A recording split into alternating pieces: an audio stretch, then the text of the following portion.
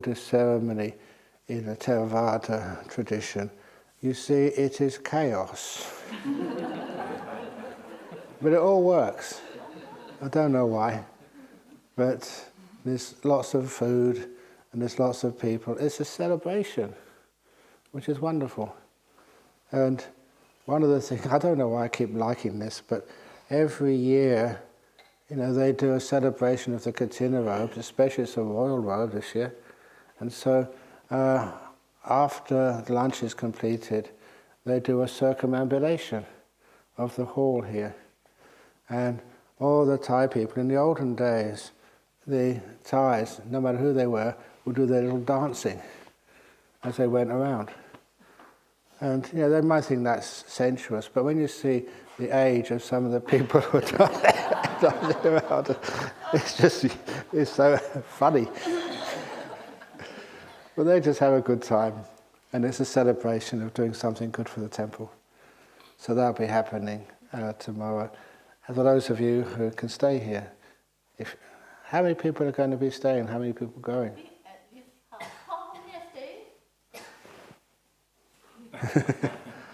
Okay, about half, yeah, okay.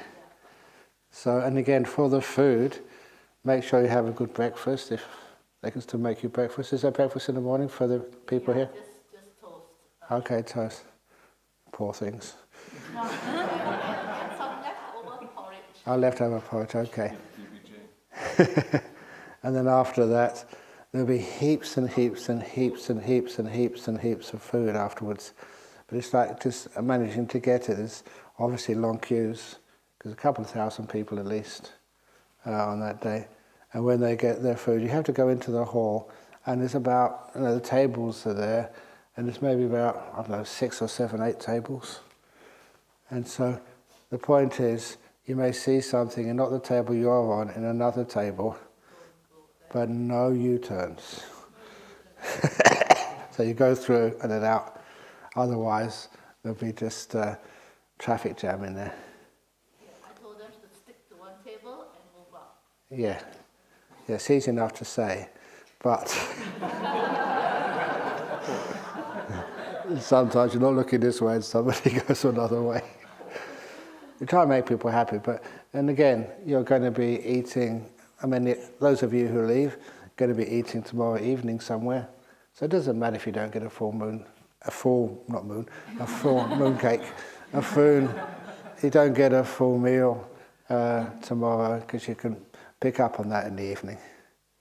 Is that okay? Okay. This year's Katina funds go to which monastery? They have to go to the monks' monastery. That's like a Katina rule. Yeah, has to go to that one.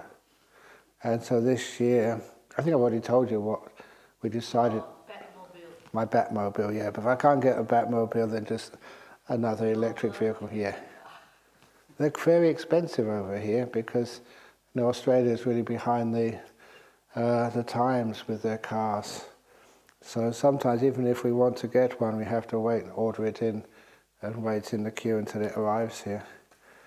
But anyway, that's what we want to do. And the reason for it is so that we can lessen our emission of fuel, emission of carbon, and also we are transforming some of the buildings with lots and lots of solar panels. So we should be able to charge those cars up without any fuel and without using electricity from the grid.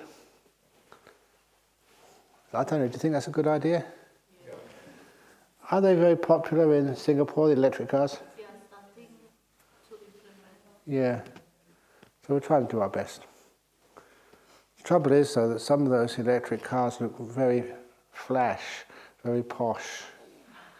And so that's one thing I'm a bit concerned about when they see the monks in these top-range cars. But it's not a Rolls Royce. I'm not getting a Ferrari. It's just an ordinary car, but like a good standard. But in Singapore, there are some small electric cars. Yeah. Because it takes longer to charge up at the moment. Yes, indeed. But in Singapore, you don't have far to go anywhere.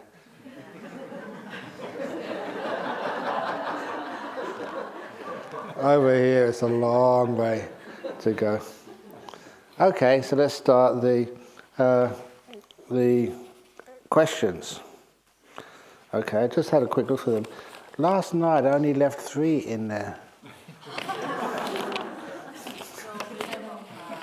Well, not this many anyway. Anyway, never mind. Okay, here we go. Is it true a monk can disrobe 7 times? Is it the same for female monastics? Now, for the males, it was just a tradition, so it's nothing in the Vinaya about this, only that there was one monk, he ordained, and he missed his wife, he disrobed, so then he went back home and he found out just how difficult home life was, so he ordained again. And he did that 6 times. He disrobed 6 times.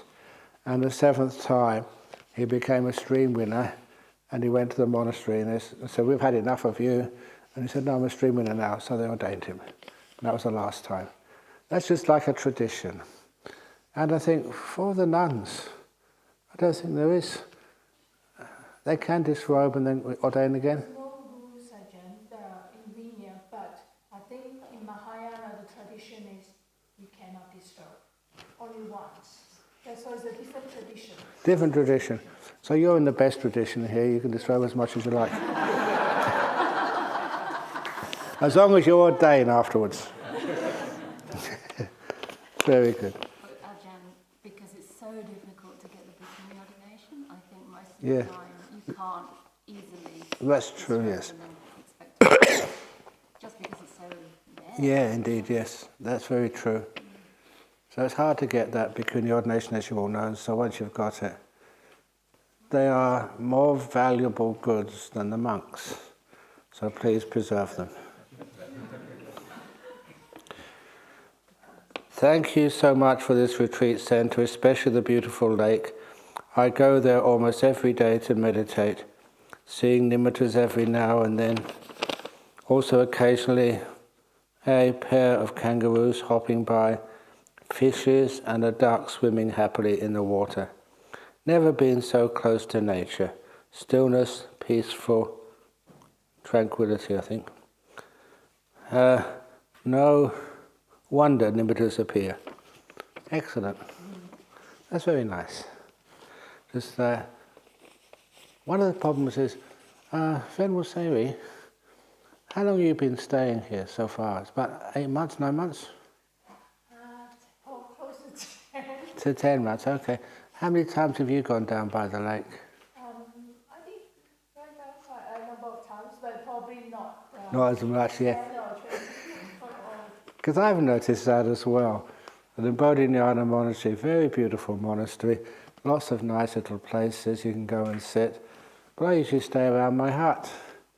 It's one of those things that if you actually live in paradise, you do not appreciate it as much as those who are just visiting. You've probably seen more of Jhana Grove in the past 9 days than I have in the last 6 months. Weird, isn't it? That's why sometimes when I do get a visitor and they want to be taken around, I enjoy that. Because then I go and see places I just don't go and visit these days. And I know where the beautiful places are, and so I take them there, and it's a joy, honestly, because I see things which I forgot are really there. Anyway, that's wonderful. I also realize that joy, happiness and stillness comes from feelings of gratitude first. I went to share my experiences, how these nimittas appear. That's true. When you have that gratitude, you're looking at the positive things in all the people here. All the people here are sitting on the seats, and you come in and it encourages you. And some of the people sit perfectly still and upright, and you feel, oh, that's really impressive, it can be done. And then some people are nodding, and you have more gratitude for them because it makes you feel not so bad.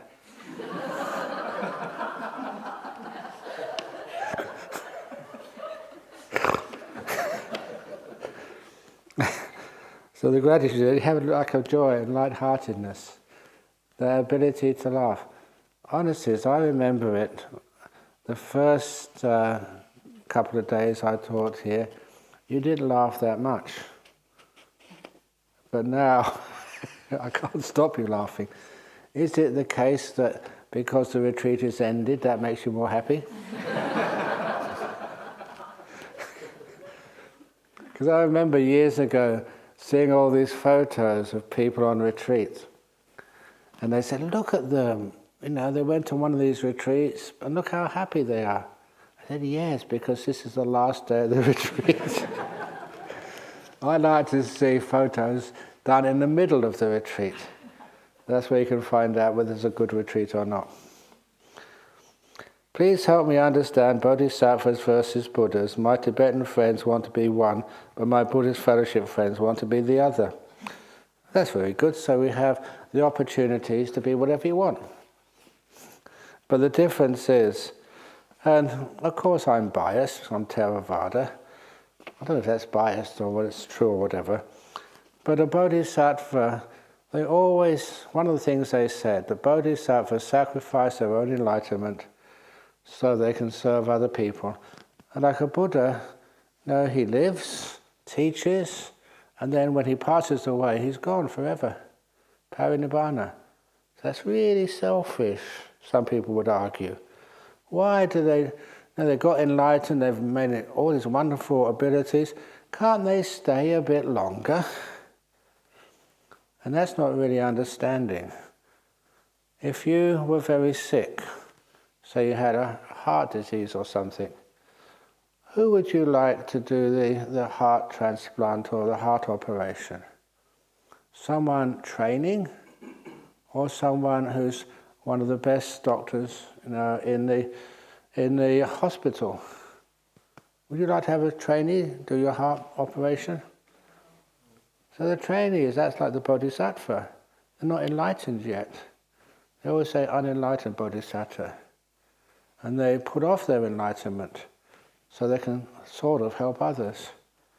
But actually, if you totally become enlightened, a Buddha or an Arahat, that's when you basically have graduated from the University of the Dhamma and you know what you're talking about, so you can do really good operations. But they said they all die, they all disappear. The Buddha passes away, but then he teaches and creates so many other enlightened beings. And then they pass away and they create many thousands of other enlightened beings. This world still has many enlightened beings. There's enough specialist doctors to keep this Buddhism growing. And so you're not losing out by being enlightened. It's just like a doctor. You do your very best and you spend so many years sort of teaching and helping and serving. And when you retire, you've not only done the job of healing people, but you've also created other specialist doctors. You trained them, taught them. And that's one thing which is missing from that argument. Yes, the Buddha passed away, but before he passed away, he created so many other enlightened beings, monks and nuns. And that kept the Buddhism going until this day. 25, 26 centuries. It's spread all over the world. Even spread to Australia. Interesting, spread to Australia. The Buddha, there's a very famous simile of Buddhism. The Buddha laying on his right side and having this image, it's like a nimitta, that which way he was looking, that was where Buddhism will spread in the future. And people always say, well, if he's on his right side and where he's looking, that must be to the west. The United States people always love that simile. So he's looking to the west, that's where Buddhism is going to flourish in the future. And I said, no. He's looking to the south. That's where his feet are pointing. Where you're looking is not where you travel. Where your feet are pointing, that's where you go. And they were pointing south.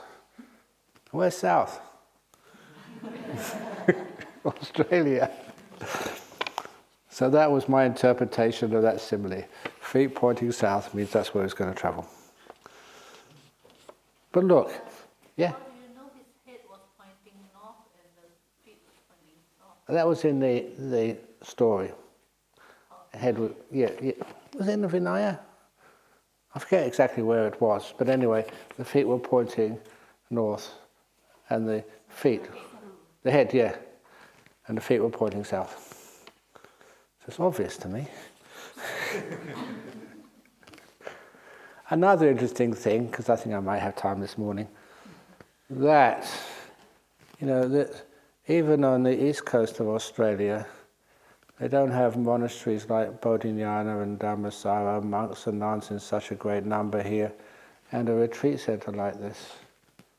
You don't find that in the east coast of Australia.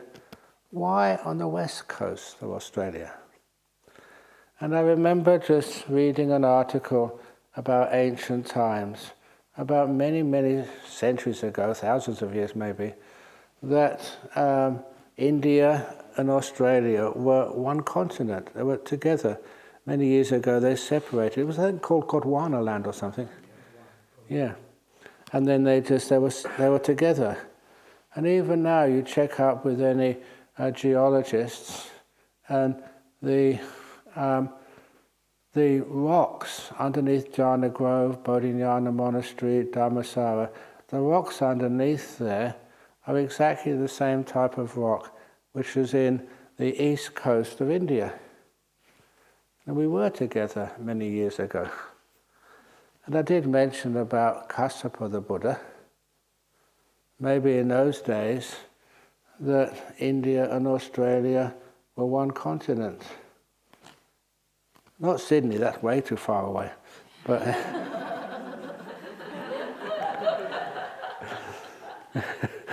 but Perth and this area, and that seems to be true. So maybe thousands of years ago that Kassapa the Buddha may have walked on the land that is now Jhana Grove. Ooh. Okay, that sort of stuff is unlikely, but nevertheless, it's possible. What is it? Okay. What is the gender debate around ordination about? If I could answer that question, I really just can't understand it. Surely people like, he was a good friend of mine. Actually, when he first came over to Thailand, I looked after him. That was Ajahn Amaro. You know his story. I'm going to say something nice about Ajahn Amaro first of all. That doesn't sound good, doesn't it? I said that, I thought, I should have said that. But Ajahn Amaro, he graduated in psychology from one of the universities in London. And after graduation, he thought, I will just see if I can just take like a gap year. And so he knew a friend of a friend who was importing racehorses to Singapore. And he got a free ticket. He knew about horses. Even when he was young, he rode in the hunt. Yeah, nasty thing to do. But I don't think he knew what he was up to in those days. But anyway, he got a free ticket to Singapore as long as he is on hand to look after the horse if the horse misbehaves. Free flight to Singapore, and the plan was from Singapore just make his way, back to the west and have an adventure on the way. He wasn't a Buddhist. I don't know actually what religion he was, but didn't know too much about Buddhism. So he spent some time in Singapore, and then he went through Malaysia, and then he went to Thailand. And in Bangkok, he met a couple of English people. They were from Save the Children Fund. And they had volunteered, a doctor and some nurses, they had volunteered actually to serve in the refugee camp outside of Ubon in northeast Thailand. That's Ajahn Chah land. And so, why not? So he went there, and it's a pretty boring place, Ubon. There's no great places to go which are naturally so spectacular. It's very flat and very poor.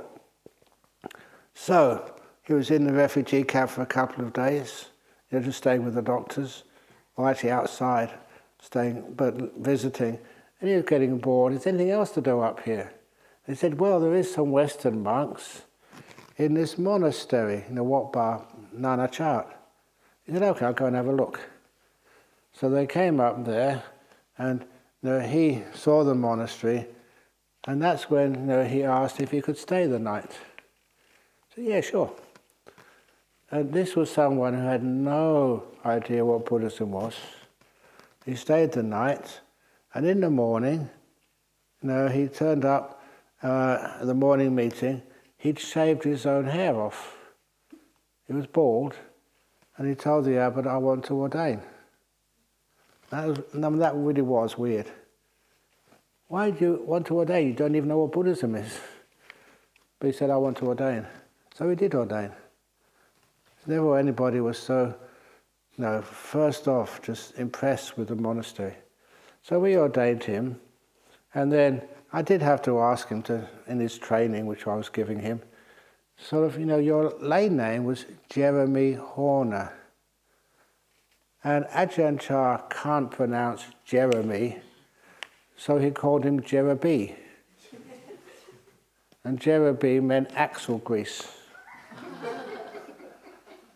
And that became his nickname. We had lovely fun with nicknames.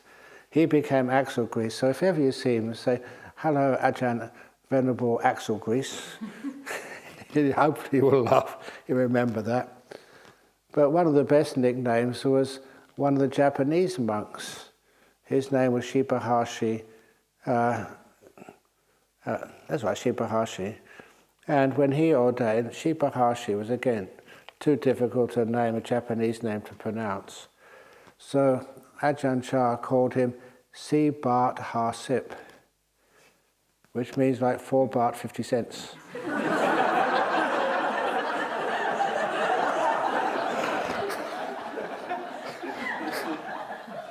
And that became his nickname. As for me, Peter, how can you get a nickname out of that in Thai? It was Peter. P means ghost, ter means real. I was a real ghost. And that actually shows you that even Ajahn Chah was always very light-hearted. It was really fun to be around. But anyway, Ajahn Amaro, his lay name was Jeremy Horner. And like Horner, I know a Buddhist called Horner. For those of you who've read in the Pali Text Society, these are the people who translated so many of the Pali canon into English. And one of them was Professor Irene Horner. She was up at Cambridge.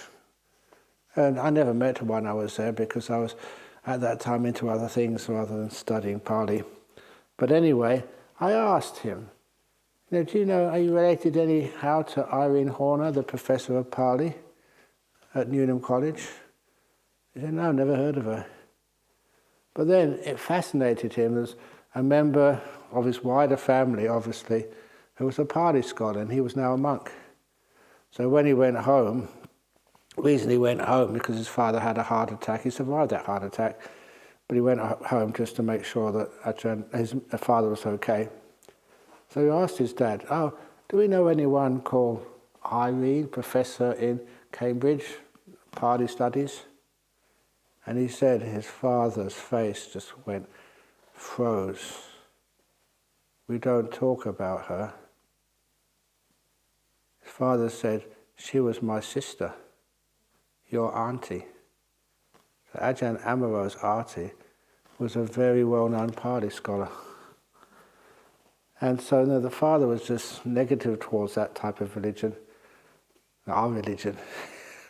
And so he never let his son know that his auntie was Irene Horner, the Pali scholar. Eventually, I think they finally met just before she passed away. But the other, sometimes I feel a bit guilty saying this other one, story about his family, that he let on that his sister, this is actually Jeremy's sister, Ajahn Brahm's sister, had a nice job in London, some secretarial work or something, working in an office there, but sometimes having to go overseas for conferences and stuff. That's what happens in business. You have to go overseas. But she never let on who she was working for. And after she retired, she let the family know. She was working for MI6. Seriously, no joke. She had this amazing ability. She could read, a document, no matter how technical it was, and she could just read it. She'd go back to London and just recreate it. So say exactly what was on there. 100% accuracy. So in the days, when they still had the Iron Curtain, she was a wonderful spy. Somebody would actually get the document, she'd look at it, turn it over and read everything, and then they'd put it back again, so no one knew that it was missing. And then she would go back to London and write it all out. What a weird family. It was fascinating though. And that is not exaggeration. So, what's the ordination about? Is it just politically swayed? Basically, it is. And one of the reasons is that some of the monks, or many of the monasteries in the UK, got most of their support from Thailand. And if they lost that support, basically they'd find it very hard to survive. So they needed that support. Over here in Perth, look at the people coming on this retreat. Those of you here tomorrow, look at the people who are doing the Katina ceremony. It's not just Thais. There's so many Malaysians, Singapores, Sri Lankans, Burmese, Australians, Serbians, I don't know, and Vietnamese. They're great supporters. You all come over here. So we've managed to do something really quite amazing here, to keep all the different ethnic groups together. And even though Bodhinyana Monastery and our city centre Dhammaloka is officially, in the records, a Thai monastery. But sometimes you go there and it's a Singaporean monastery or a Sri Lankan monastery. It's for everybody. And that's how Buddhism should be. It's not a Thai monastery or Sri Lankan monastery or Vietnamese monastery. It's a Buddhist monastery. And that's something really quite special. And that means very often people have said, well, where's the Thai monastery here? And they say, oh, it's only Bodhinyana Monastery or Dhammaloka Centre. Yeah, but where are the Thai monks? Yeah, I was in Thailand many years, so I'm recognised as Chao Kun by the Thai people. I've got the fan that's over in the library right now. Not the library, yeah, the State Museum. They want to put it up there. So anyway, this is a Thai monastery as well as everybody else's monasteries. So it is recognised by the Thai government as the Thai monastery in Western Australia. And other groups have tried to set up a Thai monastery, a Thai monastery, where they do, everything in Thai, and do the traditions in Thai, and do pictures of the King of Thailand everywhere. We do have a picture of the King of Thailand, we just bring it out for the Katina, because he does one of the main robe offerings. But they've been trying to set up a Thai monastery here in Perth for years. They never managed, because the Thai people here have confidence and faith in the monks and this monastery.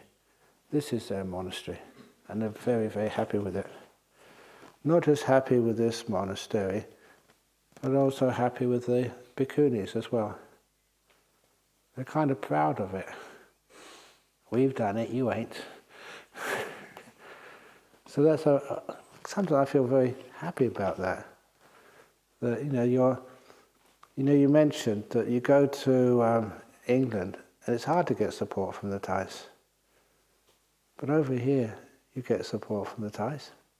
Ajahn, in that sense, we can't just say that it's a political thing in terms of they would lose all their support, because they also have support of Sri Lankans and Yes. in England. Yeah. So, do you not think that if the senior monks in England had promoted bikini ordination, that people wouldn't have been Indeed, keen? they would have been keen. So there must be another... Yeah, well, the other reason, I did see it in here somewhere. Okay. Oops, oh, this one over here, this is it. Okay. I need the exercise to stretch. Well, thank you. Bhikkhu Bodhi's second public letter on the bhikkhuni ordination criticized the fact that the ordination was done, that's Venerable Sevi's ordination, before a major Wat Pah Pong meeting. Why wasn't the ordination postponed? It wasn't a Wat Pah Pong meeting. What we did, and honestly, it was my idea to start this head monks, the Western monks of Wat Pah Pong, to have a meeting once every 2 or 3 years. So the head monks, the Westerners, we could actually just discuss what was going on and maybe swap monks, swap ideas. So in the year of the bhikkhuni ordination, which was, what was that, 2009, yeah, 2009, it was scheduled that the meeting would be held here in Perth. And we would just built the retreat centre so we could hold that meeting here. And so it was all arranged, but they needed to have an agenda. No one else, none of the other monasteries wanted to put bhikkhuni ordination on the agenda. We were holding it, so we put it on the agenda. The agenda item came from us. But then I knew there was resistance there. And what happened earlier, good old Buddhist Fellowship Singapore, they held, what do they call it, the Global Conference Series. So they had the GCB, the Global Conference of Buddhism, that year in New Zealand. Did you go to that one? Yeah, it's just before. It might be 2009 maybe, because it was very, very close to the bhikkhuni ordination. And one of the people who was there, one of the friends, he happened to be the chairman of the English Sangha Trust. And so I just asked him, how are things going over there? I remember just walking back from the venue to where we were staying, some student accommodation. His name was Colin Ash. He was a very wonderful man. You know, he was actually gave a lecture about the economic value of Sangha. Because some people say, oh, Sangha, we just sit here and we just eat your food, we collect your donations, so that we're a negative impact, on society. Sometimes people think like that. Well, we don't work. What do we contribute to society? But then, he was one of the advisors of the Bank of England, a top economist at Reading University. So then Colin actually presented the fact that the economic benefit of people who promote virtuous conduct, honesty, trust. He said that has a discernible, measurable economic benefit on society. And he said the monks and the nuns more than merit the fact that they don't earn anything, but that they depend upon you for feeding us and for building the monasteries. At the same time, we're encouraging this wonderful trust and virtue. Even yesterday after lunch, once I was finished and about to come here, someone had left their wallet, in the top story of the monastery. That is one time that monks are allowed to touch money, if it's lost in the monastery or if it's lost in the house which you're visiting. So we took it down and we found out it was one of our disciples, Desi, Indonesian. Yeah, so she left it up there. So we came and gave it to her. I said, "I got a present for you, Desi." "Oh, what is it?" "Your wallet." So anyway, that was kind of nice, that trust. You can lose anything here, and then we'll find it and we'll give it back to you. The honesty is really there.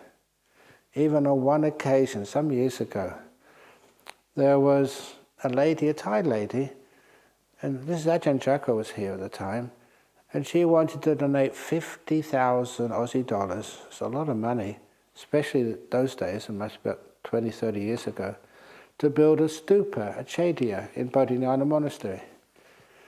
So it was accepted, but then we decided we didn't want to build one over there. Now we accepted that money sort of, for a stupa. So I said, look, we cannot just do with this whatever we want. So I went to Thailand and I made an appointment to see her. She was starting to get dementia, but I was told it was true. She maybe forget names, but she had full memory of her accounts. And that was true. And then I told her, said, some years ago you donated us $50,000 to Bodhinyana. I've come here to give it back to you. I'll arrange to send it to you because we're not going to use that for a stupa anymore. That is, our honesty and integrity. We can't take this for something which we're not going to do. And then she said, "Oh yeah, I remember that. No, please keep it, do with it whatever you wish." So we had then ability to use it for other projects. But if we didn't build that stupa, we had to give the money back to her. That's kind of the integrity, the truth, which we have to keep. So, but anyway, this gentleman, the head of the English Sangha Trust, how's it going over there? He said, some of those trust meetings are just very, very difficult. The last one we had there, not a ghost story, is it? The last one we had a really big argument. Most of the trustees, actually all the trustees, they wanted to have bhikkhuni ordination in England. One of the senior monks who was there, I won't mention his name, but it wasn't Ajahn Amaro, just was shouting and said, no, totally refused. There's no way they could convince him otherwise. And because of that, I knew, not just reading people's minds, or you knew that at that meeting, if we had that meeting over in Perth, that monk who would be there would have just blocked it. Because he blocked it, no one else would be able to do anything. That's one of the problems with Buddhism in Thailand. You always have to follow the leader, as I said. And if you say no, then you get into some sort of argument. But actually, because I know the Vinaya so well, monasteries are all independent of each other. What Dhammasava wants to do, I can advise them, but I cannot make them do anything or stop them doing anything. In their area, they are the bosses.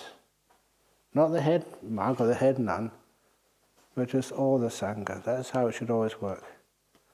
You ask Ajahn Brahm, I've been outvoted many times. And I'm happy that occurs. It shows that I'm not the dictator.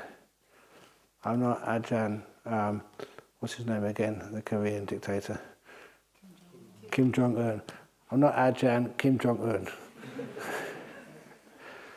So we have the vote, we discuss it, and we sort of decide what to do together. So that's why I don't think I can get away with the Batmobile. I think I'll get outvoted. But that's kind of nice, the independence. Every monastery stands on its own. And if it's a good monastery, it will grow. If it's a bad monastery, it will just fade away. This is where democracy started. Buddhist monasteries are the longest continuous democratic institutions in the world. 26 centuries have been going, and we're still flourishing. I do not run Bodhinyana Monastery. I've got a lot of influence, but I don't run it. Does that make sense there?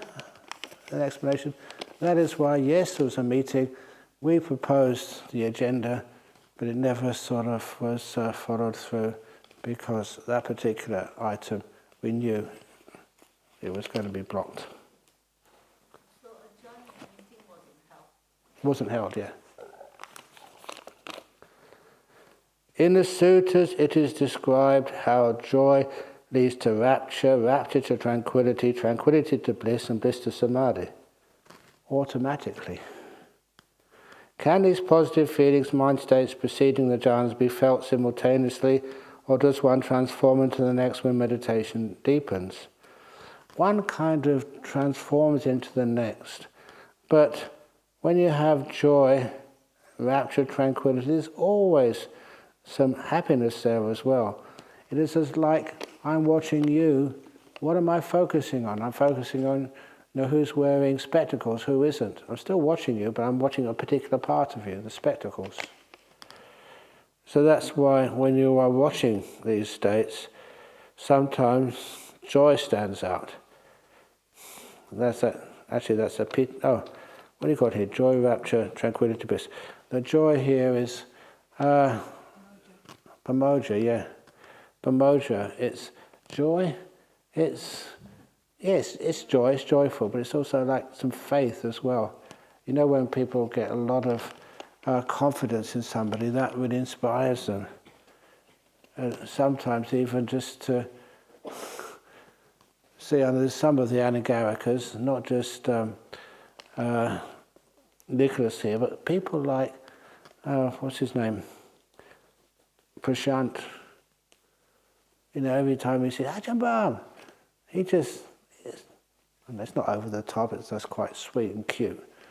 But sometimes he overdoes there's this pamoja thing in him. Always so delightful to, if I asked him to actually please take me on the car, oh yes, I'll do it. And so that's the pamoja thing, just the faith and the joy. And then from that it leads to the rapture, that's the piti. The sukha is there as well, but piti is what is mostly there. And the next thing, which is, I think this is very profound, once you have that joy, it's easy to be tranquil. The kaya passaddhi and citta passaddhi. The kaya passaddhi for the tranquility of your body. Yeah? What's pity? Piti is like this joy. And what joy? They've got here rapture. There are different names for each. It's a type of happiness, and in the third jhana, that is the one which you see more than anything else. That disappears, and then you have I got it wrong, haven't I? Second jhana, that's right. You have the rapture, and then the sukha, and then the contentment. And what's the difference between each one of those? It's really hard to say because it's just so refined. Different forms of happiness, different forms of ecstasy. And the reason why it's hard to describe those things is a lot of people in this world haven't had any ecstasy at all. So they literally don't know what you're talking about. Anyway, can these positive feelings precede jhanas be felt simultaneously? Yes, they do precede, but they can also be felt simultaneously. And does one transform into next when meditation deepens? They just develop by themselves as you go deeper. The best simile was the 1,000-petal lotus. So you got like the pamoja petals, and you just watch them. It's very easy to watch. They're very delightful. And that opens up into the piti petals, like the rapture. And those petals open up, and you got this great tranquility, which is another form of happiness, peace. and that opens up into Sukha, and that Sukha opens up into the jhanas. What are you actually watching? Where does the nimittas come in? Yeah, you see the nimittas, but there's a lot of Sukha there, and also piti. Is Mara a real entity or just a psychological projection? Both. It's a real entity, but also psychological as well.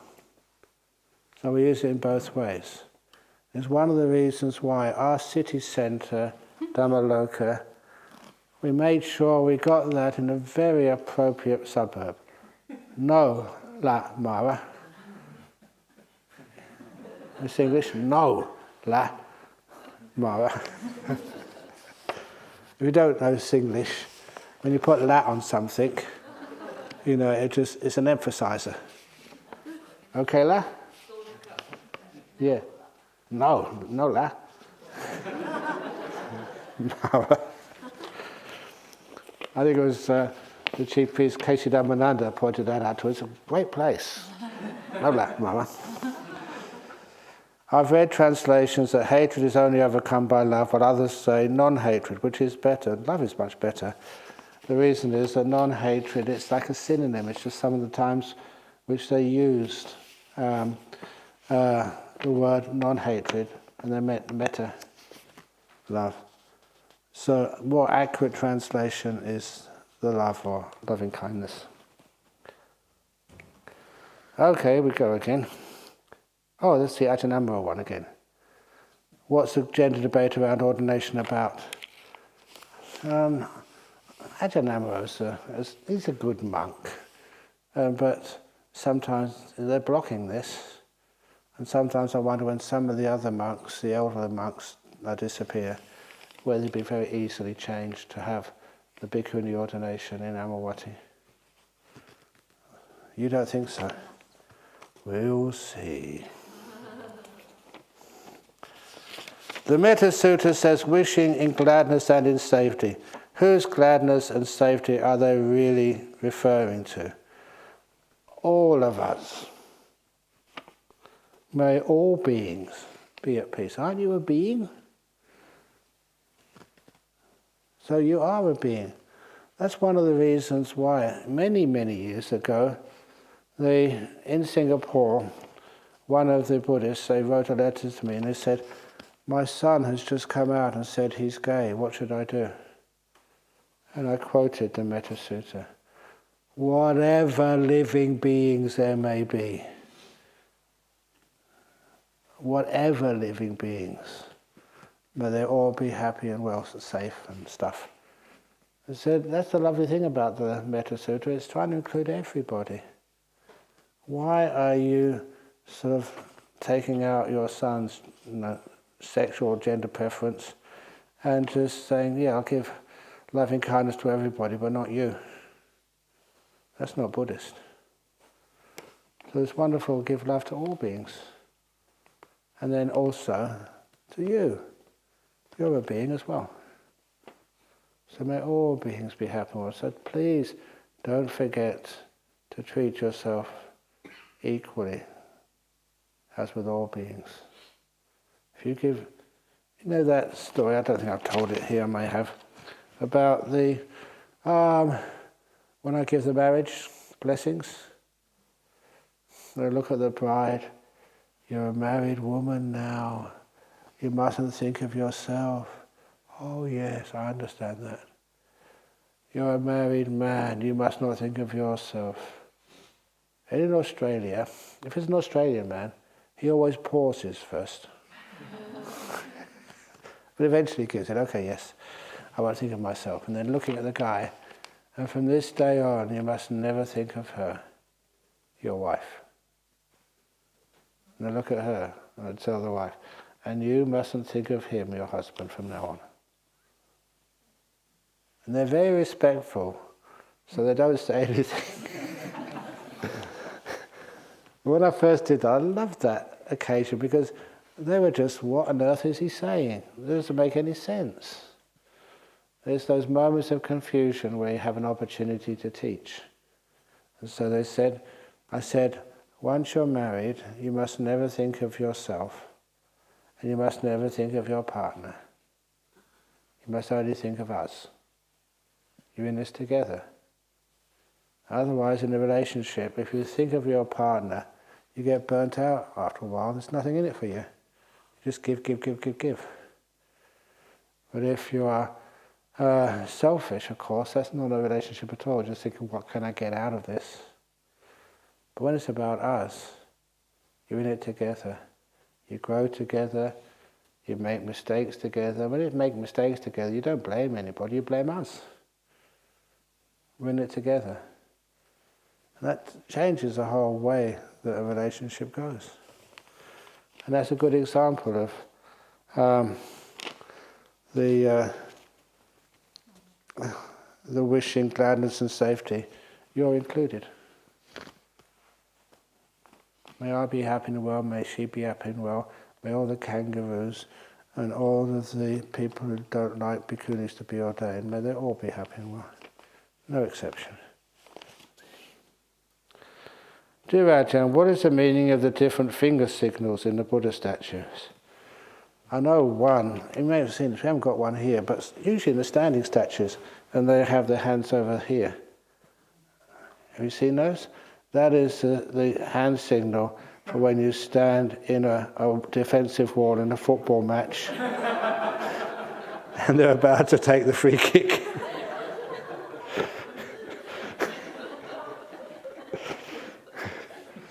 Sorry.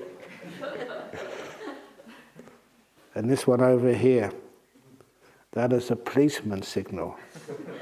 You've been speeding, stop. No, sorry. Now that one is the fearlessness. I don't know why they call that fearlessness. But anyway, that signifies fearlessness. And this one over here, the one he's doing over there, it's calling the earth to bear witness. It's supposed to be touching the earth. That was when Mara was challenging the Buddha, said, what right have you to sit there? This is a holy place. Who do you think you are? And this Buddha touched the earth, say, but let the earth bear witness that I can sit on this spot because I'm an enlightened being. And then the earth was supposed to have shaken. So those were those symbols. We have the teaching symbol, and you can see the teaching symbol Actually in the stupas. in the stupas, yeah. But I don't know why they call that the teaching symbol, because I've never done that when I'm teaching. I've taught a lot. But anyway, it's just what it's supposed to represent. And of course, the best one is the samadhi, meditation. And that's the one which is the bottom over there. I don't know what other ones you've seen. Yeah, that's... I know what for, yeah. I'm not sure about that one. Must be the mangoes. The mangoes, yeah. Catching mangoes.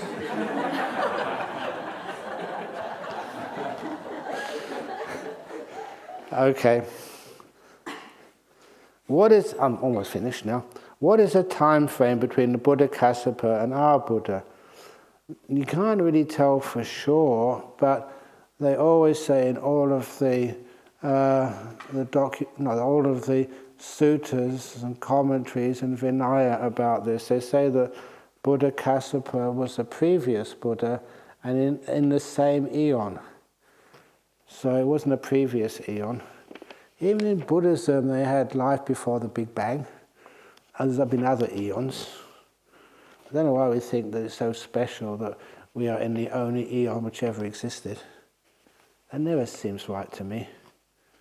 And again, when I was a student of theoretical physics at Cambridge, one of the best lectures I ever went to was by this rebellious physicist called Professor Fred Hoyle. And Fred Hoyle, he had this really thick North English accent, like a deep Yorkshire accent. And that was one of the reasons why all the other people in Cambridge didn't like him. He didn't speak properly. But he was brilliant, he's a genius. And I remember just going to one of his lectures in the biggest lecture hall they had in Cambridge. It was the Chemical Laboratories lecture theatre or hall. And when he gave it, they had two lectures there. It was I think the 200th anniversary of the Cambridge Astronomical Society or something. And the one doing the B lecture was a fellow who actually discovered quasars. That was only the B lecture. Fred Hall got the top billing. And I got the time wrong. I got there an hour early. Thank goodness. I could get in a seat. A lot of my friends were there. Half the university was there, all packing into this place, in the aisles and everywhere. And it was electric. This fellow, he not only knew how to lecture and how to speak, but his ideas were flowing out of his mind. And some of the ideas which flowed out of his mind, you see now, have become true. They doubted him at the time. Eventually he got kicked out of Cambridge University. It's a great shame. Because eventually it turned out he was right. Pre-Big Bang, steady state theory. So, and he had the maths to prove what he was saying. But it was just not, again, politically correct at the time. Or like religiously correct. The idea of a Big Bang, that made especially the theistic religions very happy. They could have like a creation, a start of this universe. And Professor Hall says, there's no start. It just keeps going on and on and on. And that's very Buddhist. But that was Fred Hall, and I love that talk. So anyway, the time frame, we're not really sure. But anyway, this also means it took Bahiya such a long time to get enlightened, since he was a monk under the Buddha Kassapa. It took him almost like maybe a third of an eon or something. So, I don't feel so bad now. No, you don't need to. Is it in the sutta that in our eon there will be 5 Buddha? They say 3 in this. This is the fortunate eon. I mean, In the future. Shakyamuni is the 4th and the 5th will be Maitreya. Nothing. No, it was there somewhere. I'm not sure. It's one of those things which I don't really pay too much notice about because it doesn't really teach the Dhamma. It's not really important for enlightenment, but it's just one of those things they say. But I thought there were 3. The Buddha was the 3rd. 5. There is 5. Okay, you're right. Yeah. Buddha's the 4th. I heard this Buddha is Okay. Shakyamuni Buddha is the 4th. 4th. Okay. Maitreya the 5th. Okay. It's not really important, but anyway. No, I'm just checking whether it's in the sutta or is it from the commentaries. I can't remember. It could be in some of the Khuddaka Nikaya. That's probably where you'll find it. Have you actually seen the suttas? The reason why sometimes they're big books, and the only reason they could put all this in a big book is because they got ... Instead of explaining the first jhana, they only got the first jhana, ... second jhana, ... third jhana, ... If actually they wrote everything in there, which is in the suttas, with no abbreviations, crikey, we wouldn't be able to put it in our library. They're very big books. Is that true? Okay, you're saying the time, yeah, okay. The last question. Oh no, that was the last question, goodness. The different finger signals, and the last question, it's disappeared. Excellent, okay. Fine. Sadhu, sadhu, sadhu. Okay. Sorry for going on a lot with the questions, but I think I always kind of made a resolution years ago. I remember seeing a Krishnamurti, actually hearing it was a recording of a talk he gave in New York Public Library. And actually, I must admit, it was boring until somebody asked this really good question. And then I really sort of pricked up my ears, how is he going to answer this one? And then he said, do I have to answer every question?